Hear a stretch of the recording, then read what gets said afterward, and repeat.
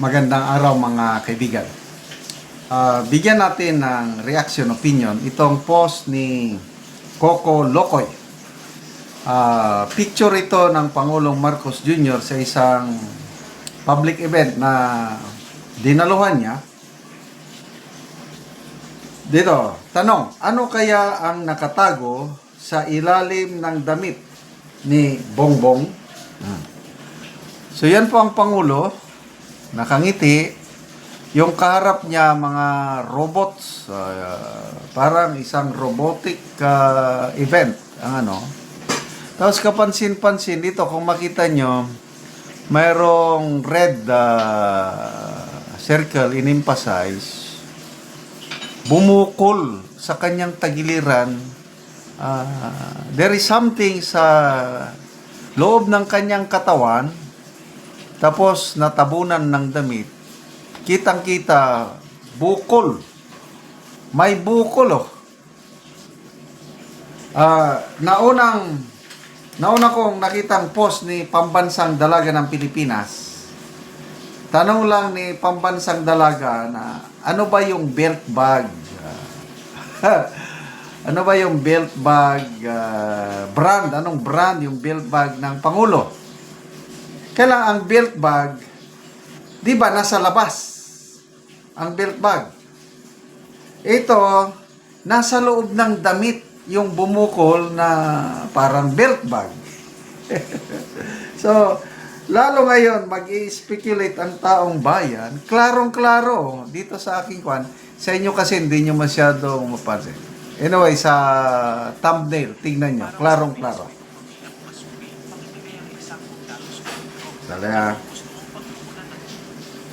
Okay, so magbasa tayo sa comments.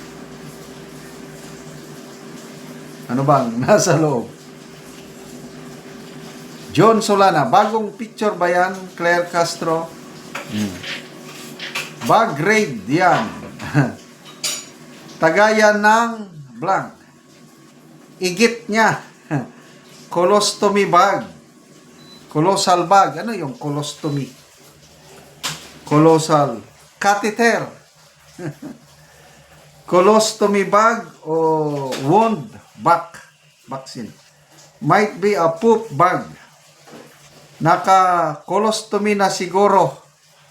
Sandali, ano bang colostomy? I-research ko muna. Ito. Sinerch ko sa Google. Ano yung colostomy bag? A colostomy bag is a waterproof pouch that collects waste stool from a surgically created opening in the abdomen called a stoma, diverting it from the original digestive pathway. Used temporarily or permanently after bowel surgery for various conditions like cancer or injury. This bag attached to the skin around the stoma, allowing feces yung popo. How do you pronounce? Feces. Yung popo. Yung dumi. Pasensya na kayo. Mahina ko sa pronunciation. Hindi kami tinuruan. Feces, allowing ano to? Nasaan na yun? These bags attached to the skin around the stoma, allowing feces to drain into the pouch, which is then emptied or replaced regularly, helping patients manage waste output with discretion and hygiene. Ay nako. How it works? Stomach creation. A surgeon brings a piece of the colon or large intestine to the abdominal wall, creating a stoma and opening. Stool passes through the stoma and into the attached pouch instead of the anus. The bag pouch forms a watertight seal with the skin. Anyway, these are all speculations. Kasi, bakit Pangulo ka na mayroong klarong-klarong ano kung Sa amin pa noon, nung tinyenti pa ko, pag magdala ko ng pistola, ilalagay ko dito sa aking giliran, bubukol talaga. Kaya lang klarong bukol na armas. Makikita mo armas, bumubukol dito sa aking giliran nung tinyenti pa ako. Nagdadala ng pistola. So dito ngayon sa Pangulo, kapansin-pansin, na ano ba yung malaking bukol sa kanyang tagiliran na ito, ang mga colostomy bag. Colostomy bag. Daw, colostomy bag, septic tank, anting-anting. Again, anting-anting, armored vest, bagong biyak, panubigan, naku po, may secret bag na siya, may baon, imbakan ng kahit pustahan pa, pagkatapos ng termino na maniniwala kayo na hindi yan bababa sa pwesto, gagawa ng imbakan na yan ng So sana naman ang palasyo magsabi na lang ba ng totoo. Ano bang problema? Lahat naman tayong tao magkakasakit, di ba? Yan ang hamon magpalabas ng official medical bulletin. Pwede pa yung mga doktor ang magpaliwanag at maintindihan ng taong bayan, hindi na mag-speculate. Bakit kasi? The president is fine. Yeah, he's fine. Ngayon, biglang kitang-kita, bumukol sa kiliran, sa may abdomen, right side, abdomen ng Pangulo, bukol na bukol, So, pwede ba, sabihin nyo na lang totoo, para ang taong bayan, hindi naman mag-alala. Dalawang grupo yan, ang mga nagmamahal sa Pangulo, nag-aalala. Kumusta kayang Pangulo? Bumubuti na ba ang kalagayan? Yung other side naman, yung mga kay Cara David na fans. Malapit na ba yung wish ni Cara David? Kaya lang, kung ako yung tatanungin, utos ng Panginoon, huwag tayong mag-wish ng masama para sa ating kapwa. Presidente pa rin natin siya.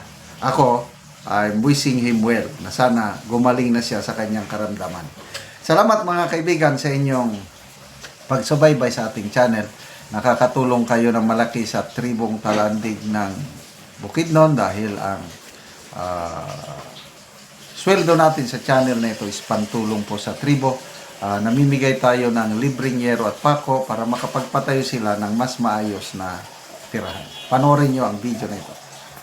Ante nga matagaan og yero nga mag-atop na siya karon. Og iyang gikarga sa motor aron makaadto sa iyang balay. Iyang atupan karon. Karon abot na gid si ante sa iyang gabalayan. Abot na gid si ante sa iyang gabalayan. So mo ni ang gabalayan ni ante nga iyang kaulan sa yero nga nahatag sa iya.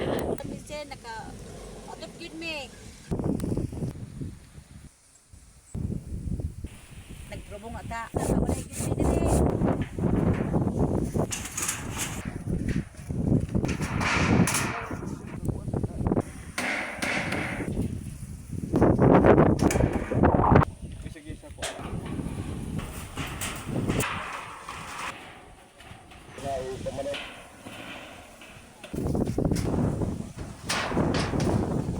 So, ikaw man na gyud.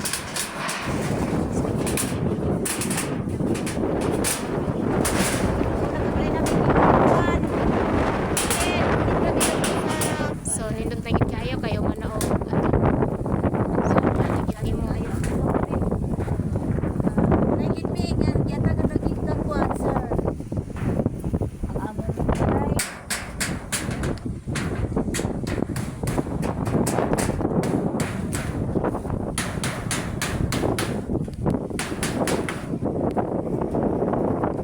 So karon ante yon sa imong masulti nga nahuman na gyud ang pag-atop sa sa imong balay. Salamat sa tong video.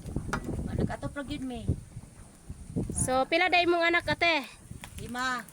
So aron pagit ka ra ka balay. Karon pa gyud. Sige te, salamat.